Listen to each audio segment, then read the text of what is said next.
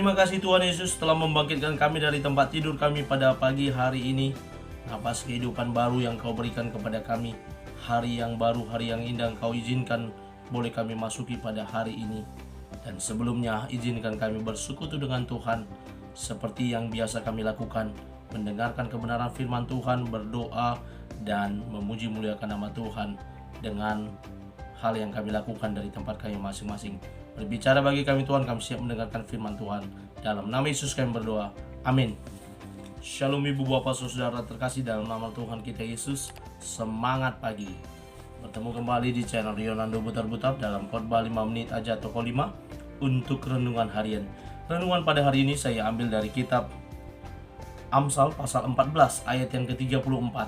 Demikian kesaksian firman Tuhan. Kebenaran meninggikan derajat bangsa, tetapi dosa adalah noda bangsa. Derajat sebuah bangsa. Ibu bapak saudara terkasih dalam nama Tuhan kita Yesus, berbicara tentang bangsa ini, saya tidak mau bawa bangsa-bangsa lain, tetapi saya mau fokus dalam khotbah ini.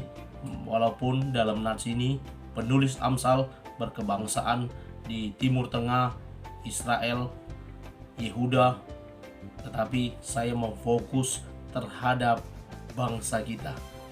Derajat sebuah bangsa tidak hanya sekedar ditentukan oleh hebatnya seorang presiden yang memimpin atau para jajaran menteri yang memimpin, atau ada legislatif, ada yudikatif, ada eksekutif yang mengerjakan.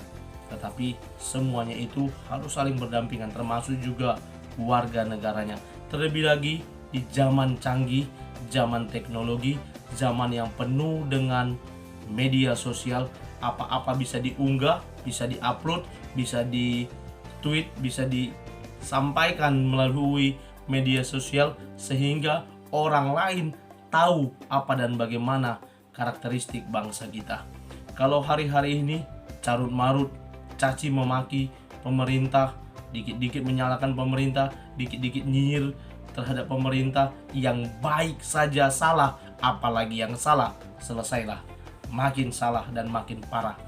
Ibu bapak saudara terkasih dalam nama Tuhan kita Yesus, kalau kita berbicara tentang Alkitab, pemerintah adalah orang atau pribadi atau bagian yang ditentukan oleh Allah untuk memimpin sebuah bangsa. Dan ketika Paulus berbicara di kitab Roma kepada orang-orang Kristen pada saat itu, mereka teraniaya, mereka terancam, mereka selalu diintervensi oleh pemerintah Romawi pada saat itu. Tapi Paulus berbicara kepada mereka untuk tunduk dan taat kepada pemerintah. Di bangsa kita ini juga derajat sebuah bangsa, ketika pemimpin kita terpilih, maka itulah yang telah ditentukan oleh Tuhan untuk memimpin bangsa ini. Sudah seharusnya kita juga mendukung semua program pemerintah. Bayar pajak, kita bayar pajak. Tunduk terhadap aturan, kita tunduk terhadap aturan. Bukan dikit-dikit langsung protes, demo. Sekarang jari makin lincah untuk kirim-kirim, untuk nyinyir. Dan ketika ditangkap, nangis-nangis, minta maaf, matre 6.000. Sekarang sudah matre 10.000. Ini yang sering terjadi Bapak Ibu. Kita dikit-dikit menyinyir terhadap pemerintah. Memang kita ada perwakilan di DPR di pusat untuk mengkritisi apa-apa yang salah yang dilakukan oleh pemerintah.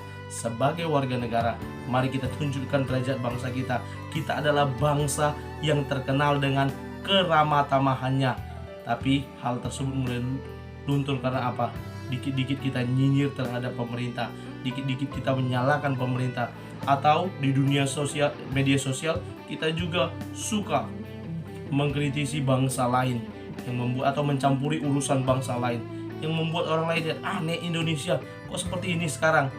Mari kita tunjukkan keramatamahan kita, orang Timur, orang Indonesia yang sangat terkenal itu. Kita tunjukkan melalui media sosial, dan ketika mereka hadir di Indonesia, wisatawan contohnya, kita boleh tunjukkan keramatamahan kita. Karena apa dikatakan oleh penulis Amsal ini, tetapi dosa adalah noda sebuah bangsa. Ketika bangsa itu terus berbuat dosa, banyak pejabatnya yang korup, masyarakatnya juga suka membuat keributan, kejahatan, tingkat kriminal tinggi, maka noda bagi sebuah bangsa. Mari di kesempatan yang indah pada pagi hari ini. Ketika kita mau berdoa untuk diri kita sendiri, keluarga kita, kita doakan juga pemimpin negara ini agar mereka berhikmat dalam memimpin bangsa ini, agar Tuhan menolong mereka, mencerahkan pikiran mereka, mencerahkan setiap kebijakan yang diambil, sehingga itu bermanfaat bagi warga negara di bangsa ini, sehingga kesejahteraan, kemakmuran boleh kita alami ketika bangsa ini mulai berada pada jalur yang benar dalam pemerintahannya. Amin. Kita bersatu dalam doa. Terima kasih Bapak untuk firman-Mu yang telah kami dengarkan. Berkati firman-Mu boleh berbuah berakar dalam hidup kami. Kami boleh menjadi orang-orang yang tunduk dan taat kepada pemerintah. Kami berdoa pada pagi hari ini untuk pemerintahan kami. Berkatilah Bapak Presiden Jokowi dan seluruh jajarannya. Berkatilah Bapak Gubernur dan seluruh jajarannya. Diberkatilah Bapak Wali Kota dan seluruh jajarannya untuk memimpin bangsa ini, sehingga bangsa ini boleh berjalan di jalan yang benar, di koridor yang benar. Berkati TNI Polri dalam menjaga keamanan di negara ini. Berkati semua penegak hukum agar hukum boleh ditegakkan seadil-adilnya. Berkati semua stakeholder yang memimpin di negara kami agar semuanya berjalan lancar untuk kemakmuran dan kesejahteraan rakyat. Terpuji nama Tuhan, kami mulai aktivitas kami pada hari ini. Dalam nama Yesus kami sudah berdoa dan mengucap syukur. Amin. Selamat beraktivitas. Tuhan Yesus memberkati. Shalom.